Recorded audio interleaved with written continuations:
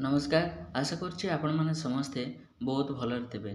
तो वर्तमान आपण मानकर ओडिशा पुलिस पाई बहुत बड़ नोटिफिकेशन आसी जाइए जहाँकि आपण माने यही जो नोटिफिकेशन आसी मेल फीमेल कैंडिडेट समस्ते आवेदन करें। तो वीडियोटा शेष पर्यंत देखो जहाद्वारा आपण माने यार डिटेल्स नोटिफिकेशन जानीपारे एवं कौन कौन वैकेंसी आसी तार डिटेल्स जानीपारे।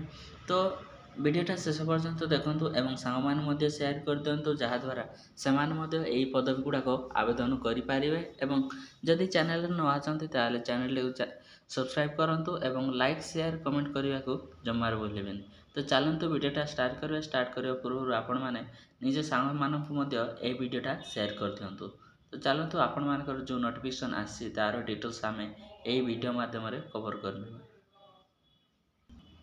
तो ओडिशा पुलिस तरफ आपण मानकर जो आसी फास्ट नोटिफिकेशनटा आपण मानकर directly prison and correctional service Odisha तरफ आसी जहाँकि आपण मानकर होमगार्ड आज जेल वार्डर पाई अपार्टमेंट करा जिवा पाई।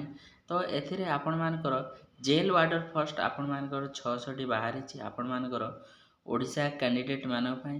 तो जदि आपण माने एई सबू जो होमगार्ड बा कॉन्स्टेबल पुलिस कॉन्स्टेबल ए सब प्रिपरेशन करूछंती ताहेले आपण माने एई सब वैकेंसी बाहरी बाकू जाउची।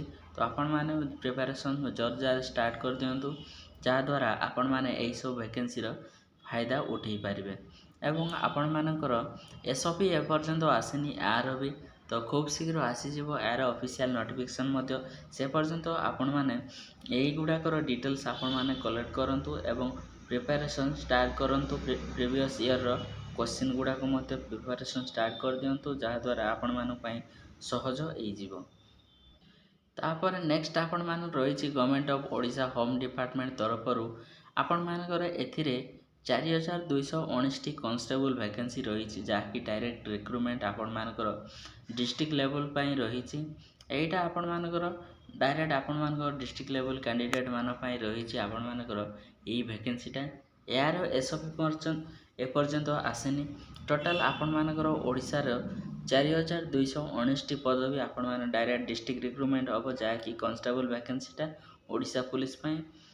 तो देखने आपण ये डायरेक्ट रिक्रुटमेंट आपण मानकर केमिति दिया जाउची यार एसओपी एपर्यंत इश्यू करा जाई नाही। तो जेतेबेले इश्यू करा जिवो सेतेबेले आपण माने यार नोटिफिकेशन फुल जानीपारे एवं सेतेबेले आपण मानकु आवेदन करने सहज हो।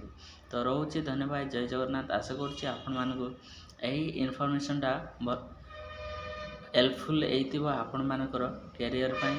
तो आशा करुच्ची आपण माने निज सांग मान शेयर करदेवे जहाँद्वारा से यही सब वैकेंसी विषय जानिकी आवेदन करने। रोचे धन्यवाद। जय जगन्नाथ।